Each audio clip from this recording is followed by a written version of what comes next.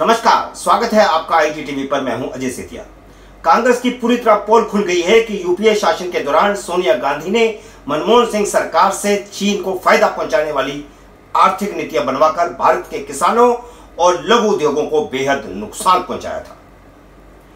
इसके बदले में चीन सरकार ने राजीव गांधी फाउंडेशन को भारी भरकम चंदा दिया। मनमोहन सिंह, पी चिदंबरम, कमलनाथ और आनंद शर्मा ने राष्ट्रहित को दरकिनार कर सोनिया गांधी के इशारे पर भारतीय उद्योगों को तबाह करने के लिए चीन से असीमित आयात का दरवाजा खोल दिया। इसीलिए यूपीए शासनकाल में महाराष्ट्र, यूपी, बिहार, तमिलनाडु, कर्नाटक और आंध्र प्रदेश में किसानों को बड़े पैमाने पर आत्महत्या करने को मजबूर होना पड़ा था। अब जब पोल खुल गई है कि सोनिया गांधी और राहुल गांधी ने राजीव गांधी फाउंडेशन के लिए पैसा लेने और चीन सरकार से गुप्त समझौता करने के बाद तब के वाणिज्य मंत्री कमलनाथ को चीन भेजा था ताकि वह उनके अनुकूल नीतियां बनाने में निर्देश प्राप्त कर सके। और यह यात्रा, कमलनाथ की यह यात्रा 10 दिन बाद हुई थी। कमलनाथ ने चीन से अगरबत्ती बनाने के लिए बांस तक का आयात करने का सौदा कर लिया, जिससे भारत का प्राचीन बांस उत्पादक किसान बर्बाद हो गया। इसी तरह के और समझौते किए गए जिससे किसानों की फसल बहुत कम दाम पे चली गई और किसानों को आत्महत्या करने के लिए मजबूर होना पड़ा। इसलिए इसी तरह भारतीय उद्योगपतियों को भारी नुकसान हुआ क्योंकि उनके उत्पादन के मुकाबले चीन का उत्पादन माल सस्ता था और उनको आयात करने की छूट दे दी गई, उन पर टैक्स भी घटा दिए गए और जब वह भारत में आया तो भारतीय उद्योगपति उस माल का मुकाबला मार्केट में नहीं कर पाए और इस तरह भारतीय उद्योग भी तबाह हुए। राजीव गांधी फाउंडेशन के ट्रस्टी और चीन को फायदा पहुंचाने वाली पॉलिसियां बनाने वाले पी चिदंबरम ने ट्वीट जारी करके अब यह कहा है कि हम चीन को पैसा वापस कर देंगे। ठीक इसी तरह आतंकवाद को बढ़ावा देने वाले जाकिर नाइक ने जब राजीव गांधी फाउंडेशन को 50 लाख रुपए देने का खुलासा किया था तो कांग्रेस ने कहा था कि हम नाइक को पैसा वापस कर देंगे। यह तो सिर्फ 2 उदाहरण हैं। ऐसे अनेकों उदाहरण मौजूद हैं जिनमें खुलासा होता है कि विदेशी सरकारों को चंदा लेकर उनके अनुकूल आर्थिक नीतियां बनाई गई थी। यूरोपियन यूनियन भी इसमें से एक शामिल है। यूरोपियन यूनियन से चंदा लेकर के सभी यूरोपीय देशों के अनुकूल नीतियां बनाई गई थी। पैसा देने को मजबूर किया गया लोगों को और उनके मुताबिक आर्थिक नीतियां बनाई गई और उनकी मुताबिक आर्थिक नीतियां बनाने के लिए बाकायदा कॉमर्स मंत्री जो थे उनको विदेशों में भेजा जाता था। इसी तरह ऐसे अनेक उदाहरण हैं जब भारत के पीएसयू से भारी मात्रा में चंदा लेने के लिए दबाव डाला गया और राजीव गांधी ट्रस्ट को उन्होंने इतना चंदा दिया कि कई पीएसयू बर्बाद हो गए।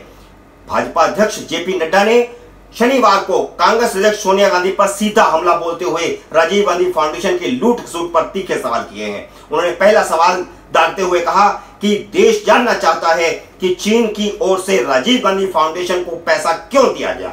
जो उन्होंने नहीं पूछा वह यह कि क्या चीन ने कांग्रेस को आर्थिक और कूटनीतिक लाभ पहुंचाने की एवज में पैसा दिया था?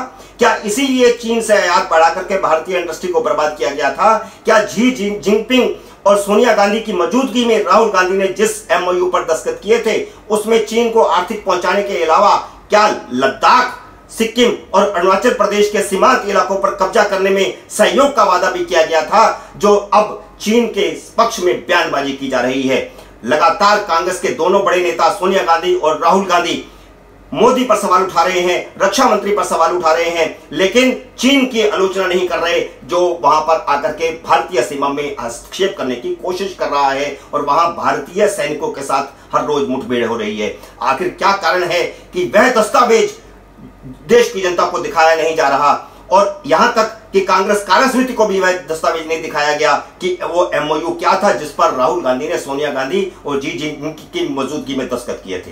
भाजपा अध्यक्ष ने पूछा है कि 130 करोड़ देशवासी जानना चाहते हैं कि राजीव गांधी फाउंडेशन ने चीन से कितना पैसा हासिल किया था।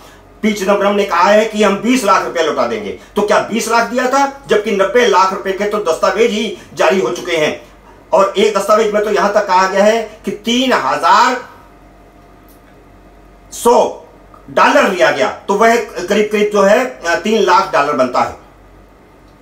कांग्रेस की इस मुद्दे पर चुप्पी साधे हुए राजीव गांधी फाउंडेशन के ट्रस्टी पी चिदंबरम का बयान यह साफ दर्शाता है कि चंदा लिया गया था और उनके बनाई गई थी। और अब जिस तरह के बयान दिए जा रहे हैं उससे भ्रम पैदा किया जा रहा है। जैसे पी चिदंबरम ने यह बयान दिया कि अगर हम 20 लाख रुपया चीन को वापस दे देंगे तो क्या मोदी हड़पी हुई जमीन वापस ले लेंगे। तो यह कहना साफ है, पी चिदंबरम का यह कबूल करना साफ है कि उन्होंने उनके अनुकूल, चीन के अनुकूल पॉलिसियां बनाने के लिए भारत के किसानों और भारत के उद्योगपतियों को बर्बाद करने के लिए राजीव गांधी ट्रस्ट के लिए पैसा लिया था, फाउंडेशन के लिए पैसा लिया था। यूपीए शासनकाल में चीन को व्यापारिक फायदा पहुंचाने के लिए रीजनल कॉम्प्रहेंसिव इकोनॉमिक पार्टनरशिप की गई, जिससे भारत के किसानों और मध्यम उद्योगों को भारी नुकसान हुआ। भारतीय जनता पार्टी के अध्यक्ष जेपी नड्डा ने सोनिया गांधी और पी चिदंबरम से सीधा सवाल किया है कि रीजनल कॉम्प्रहेंसिव इकोनॉमिक पार्टनरशिप का हिस्सा बनने की भारत को जरूरत क्या थी। चीन के साथ भारत का व्यापार घाटा 1.1 बिलियन अमेरिकी डॉलर से बढ़कर के 36.2 बिलियन अमेरिकी डॉलर हो गया। यह कैसे हुआ? यूपीए शासनकाल के अंदर 1 बिलियन अमेरिकी डॉलर से 36 मिलियन डॉलर हमारा घाटा हुआ है। और अब एक और सवाल खड़ा हुआ है, देश की जनता जिस प्रधानमंत्री राहत कोष में देश के बीमारों, अपाहिजों का इलाज करवाने के लिए चंदा देती है, उस प्रधानमंत्री राहत कोष में से मनमोहन सिंह ने अपने प्रधानमंत्री के शासनकाल में हर साल कुछ पैसा राजीव गांधी फाउंडेशन को दे दिया। देश की जनता इसका जवाब जानना चाहती है कि पीएम नेशनल रिलीफ फंड, जो कि देश के लोगों की सेवा के लिए बनाया जाता है, उनको राहत पहुंचाने के लिए बनाया जाता है, उसमें से 2005 से लेकर के 2008 तक 5, 6, 7, 8 लगातार 4 साल तक राजीव गांधी फाउंडेशन को पैसा क्यों जारी किया गया।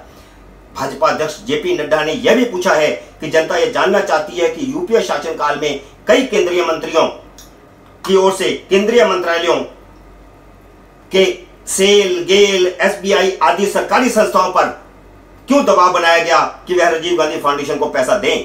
अब जो दस्तावेज जारी हुए हैं, राजीव गांधी फाउंडेशन के खुद की वेबसाइट ये बताती है कि इन यूपीए शासनकाल के 10 सालों में गेल ने बहुत पैसा दिया है, रेल ने बहुत पैसा दिया है, एसबीआई ने पैसा दिया है, सेल ने पैसा दिया है, और यह सारा पैसा लेकर के इन पीएसयू को बर्बाद करने की कोशिश की गई है। लेकिन अब नया सवाल एक और भी खड़ा हो गया, एक नए दस्तावेज सामने आने से। और जब जेपी नड्डा प्रेस कॉन्फ्रेंस कर रहे थे तो उन्होंने इस सवाल को भी दागा। भाजपा अध्यक्ष ने कहा कि मैं जानना चाहता हूं कि राजीव गांधी चैरिटेबल ट्रस्ट को दान कैसे दिया गया। मेहुल चोकसी ने पहले दान दिया, जिस पर पूरा कब्जा सोनिया गांधी के परिवार का है। उस राजीव गांधी चैरिटेबल ट्रस्ट को मेहुल चोकसी ने दान दिया था और उसके बाद उसको लोन जारी करवाया गया।